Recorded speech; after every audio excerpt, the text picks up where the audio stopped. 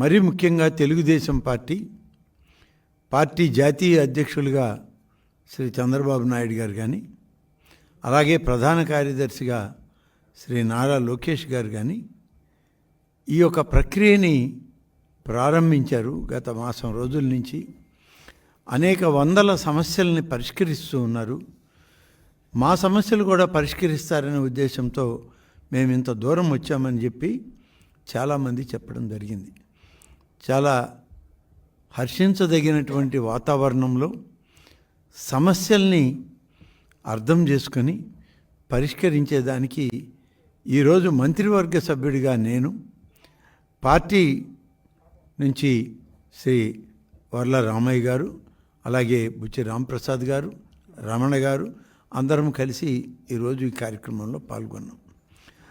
దాదాపు 250 పైచిలకు సమస్యల్ని మా దృష్టికి తీసుకురావడం జరిగింది.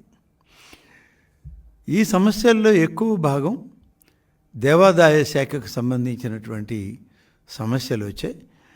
ముందుగానే దేవాదాయ శాఖ మంత్రిగా నేను ఇక్కడ పాల్గొంటున్నాననేటువంటి సమాచారం ఉండడంతో ఎక్కువ మంది ఆ సమస్యల్ని తీసుకురావడం జరిగింది.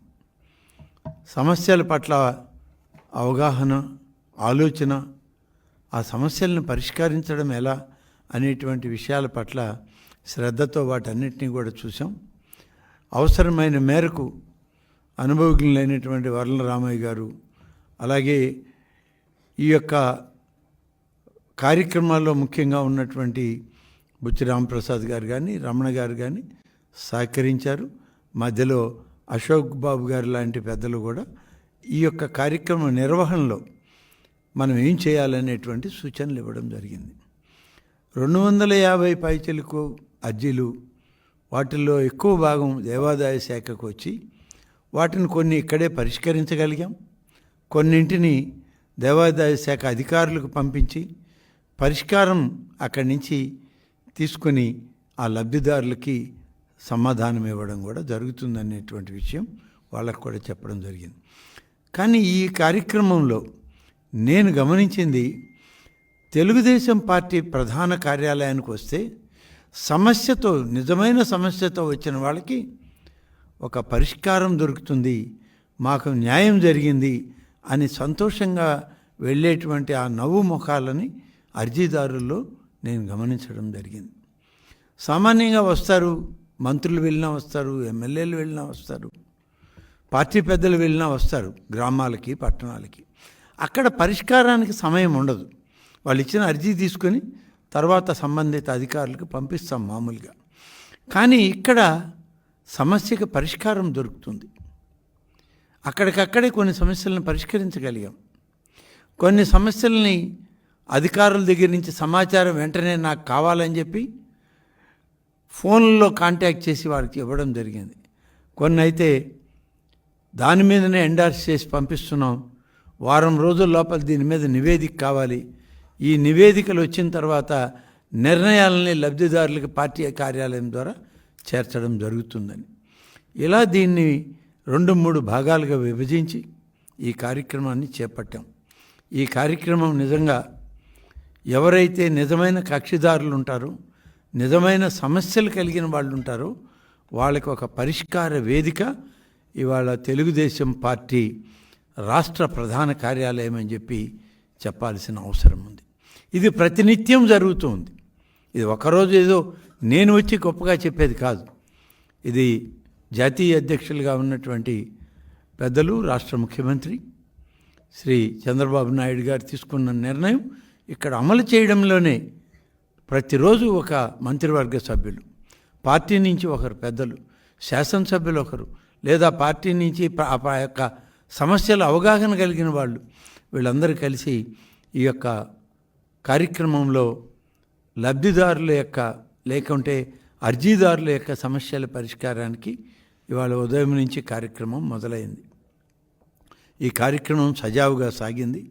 దాదాపుగా ఒక 5:30-6 గంటల వరకు కూడా ఇవన్నీ చేసి వాళ్ళందరికీ తృప్తిపరిచి పంపడం జరిగింది.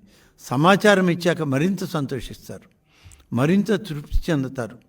వాళ్ళకి న్యాయం చేయడమే ఈ యొక్క కార్యక్రమం యొక్క విధి విధానం ఈ రెండింటినీ కలగలిపి తెలుగుదేశం పార్టీ కార్యాలయంలో మాకు న్యాయం జరుగుతుంది అనేటువంటి ఒక నమ్మకం, భరోసా ఇవాళ మేము ఇవ్వగలుగుతున్నాం. ఇవాళ నేనే కాదు, అనేక మంది మంత్రులు గత 20 రోజులుగా ఈ కార్యక్రమం నడుస్తూ ఉంది. కార్యక్రమంలో అందరూ సజావుగా కార్యక్రమాన్ని నిర్వహిస్తున్నాం. ఇది ఒక నిరంతర ప్రక్రియ. ఈ రోజుతో ఇది అయిపోయేది కాదు, ఒక నెలతో ముగిసిపోయేది కాదు. ప్రతి మంత్రి టర్న్ బేసిస్లో ఒక రోజు ఇక్కడికి రావాలి, వచ్చి సమస్యలు వినాలి, సమస్యలు పరిష్కరించాలి. ఇది మా పార్టీ తీసుకున్న నిర్ణయం, మా నాయకుడు మాకు ఇచ్చినటువంటి బాధ్యత. ఆ బాధ్యతను మేము సక్రమంగా నిర్వర్తిస్తూ ఉన్నాం. ఇదే విధంగా ఇవాళ సమస్యల పరిష్కారం ఈ విధంగా తెలుగుదేశం పార్టీ కార్యాలయంలో సమస్యలకు పరిష్కారం దొరుకుతుంది, న్యాయం దొరుకుతుంది. మాకు చట్ట ప్రకారం మేము న్యాయంగా పొందుతున్నామని కానీ వస్తే బహుశా ప్రభుత్వ కార్యాలయాల్లో ఉన్న అర్జీల కన్నా పార్టీ కార్యాలయంలో ఈ సమస్యలకు పరిష్కారానికి అందరూ వచ్చి మహజర్లు ఇక్కడే ఇవ్వడం ఎక్కువగా జరుగుతుంది. కాబట్టి ఇవాళ ఈ కార్యక్రమం చాలా పెద్ద ఎత్తున జరిగింది. మాకు కూడా ఒక తృప్తినిస్తుంది. కొన్ని గంటలు ఇక్కడ కూర్చున్నా ఈ కొన్ని గంటల్లో అనేక సమస్యలకి మనం పరిష్కారం చూపించగలిగాము. ఇది మన బాధ్యత. మన నాయకుడు మనకి ఇచ్చినటువంటి ఈ ఆలోచన మరి ఎంతో సంతోషాన్ని కలిగిస్తుంది. మేము కూడా ఇదేదో కష్టతరం, ఇన్ని గంటలు మేము ఎలా కూర్చోవాలనేది కాదు. ఇన్ని గంటలు కూర్చొని మరిన్ని గంటలైనా అన్ని సమస్యల్ని మేమే పరిష్కరించగలమనే పద్ధతిలో ఈ యొక్క కార్యక్రమాన్ని ముందుకు నడిపాం. కాబట్టి ఇవాళ జరుగుతుంది. ఇది నిరంతరం జరిగేటువంటి కార్యక్రమం. ఓకే, ఇప్పటికే నేను ఈ శాఖ మంత్రిగా వచ్చాక చాలా విషయాల్లో నా దృష్టికి వచ్చినవి నివేదికలకు పంపమని చెప్పి జాయింట్ కమిషనర్లకి, డిప్యూటీ కమిషనర్లకి ఆదేశాలు ఇవ్వడం జరిగింది. కమిషనరేట్ నుంచి ఆ నివేదికలు తెప్పించుకుంటున్నాం. మీడియాలో ఒక నెగిటివ్ రిపోర్ట్ వస్తే వెంటనే ఆ రిపోర్ట్ని సంబంధిత జిల్లా అధికారులకు పంపించి అవసరమైతే కలెక్టర్ను కూడా ఇన్వాల్వ్ అయ్యి రిపోర్ట్ ఇవ్వమంటున్నాం. ఆ నివేదికల ఆధారంగా సరైనటువంటి చర్యలు తీసుకోవడం జరుగుతుంది.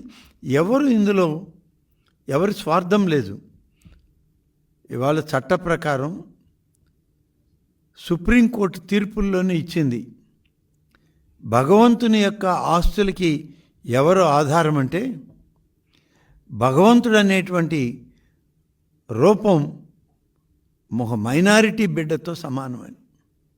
మైనారిటీ బిడ్డ యొక్క ఆస్తిపాస్తుల్ని, వారి హక్కుల్ని ఎవరు కాపాడేయాలంటే ఆ కుటుంబ పెద్ద కాపాడాలి. ఇవాళ భగవంతుడికి కుటుంబ పెద్ద రాష్ట్ర ప్రభుత్వమే. ఈ రాష్ట్ర ప్రభుత్వం పెద్దగా నిలబడి ఆ దైవం యొక్క ఆస్తిపాస్తుల్ని కాపాడాలి. ఎక్కడైనా దుర్మార్గం జరిగినా, దురాక్రమణ జరిగినా వాటిని తిరిగి మళ్ళీ ప్రభుత్వానికి తీసుకొచ్చి అప్పచెప్పడంలో ఏమాత్రం ఉపేక్షించడం జరగదు. ఇప్పటికే ప్రభుత్వంలో ఉన్న ఆలయాల యొక్క ఆస్తిపాస్తులన్నీ మేము నోటిఫై చేయడం జరిగింది. సెక్షన్ 22A(1)(c) కింద దేవాదాయ భూములన్నీ దీన్ని మనం చేశాం. దాంట్లోనే 6,40,000 ఎకరాలకు ఇవాళ దేవాదాయ ఆస్తులుగా ఉన్నాయి. 1,50,000 ఎకరాల భూమి సర్వీస్ ఇనాముల కింద ఎవరైతే ఆలయాల్లో నిత్యం అర్చకులుగా పూజలు చేస్తారో, లేకుంటే అక్కడ రజకులుగా ఉంటారు, నాయీ బ్రాహ్మణులుగా ఉంటారు, సేవకు ఉపయోగపడేటువంటి వాళ్ళందరికీ సర్వీస్ ఈనాం అనేటువంటి చట్టం కింద వాళ్ళకి భూములు ఇచ్చాం. అటువంటి 1.5 లక్షల ఎకరాలు ఉంది. అవి కూడా చాలా వరకు అన్యాక్రాంతమైనవి అనేటువంటి విషయం మా దృష్టికి వచ్చింది.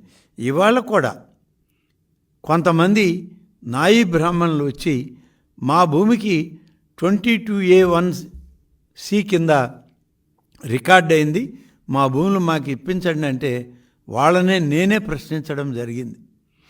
మీకు 22(1)(c) కింద భూములు ఉన్నాయంటే సర్వీస్ ఇనాం భూములు మీకు ఇచ్చాం. మీ భూములు ఇది ఎందుకు ఇచ్చాం? ఆ ఆలయంలో మీరు నిత్యం పనిచేయాలి, మీ వారసులు కూడా పనిచేయాలి. పని చేసేవాళ్ళు అందులో హక్కుదారులు అవుతారని ఇచ్చాం. మీరు అమ్ముకుపోతామనో, మీరు వాటిని పరాధీనం చేస్తామనో, లేదు కుటుంబాలే మేము ఇతర దేశాలకు వెళ్ళిపోతూ మొగరికి అమ్మేసిపోతామంటే అది చట్ట ప్రకారం చెల్లదు. ఆ భూమి మళ్ళీ సర్వీస్ ఇనాం భూమి కింద దేవాదాయ శాఖకే పరిమితం అవుతుందని చెప్పి వాళ్ళని ఒప్పించి పంపడం జరిగింది. కాబట్టి తెలియక కొంతమంది, తెలిసి కొంతమంది తప్పులు చేసినప్పుడు చట్టాలను వాళ్ళకి తెలియజెప్పి సరిచేయడం ఈ యొక్క కార్యక్రమంలో ప్రధానమైన అంశం. న్యాయపరంగా చేయాల్సిన పనులన్నీ కూడా మేము చేస్తామనే దాంట్లో చేశాం.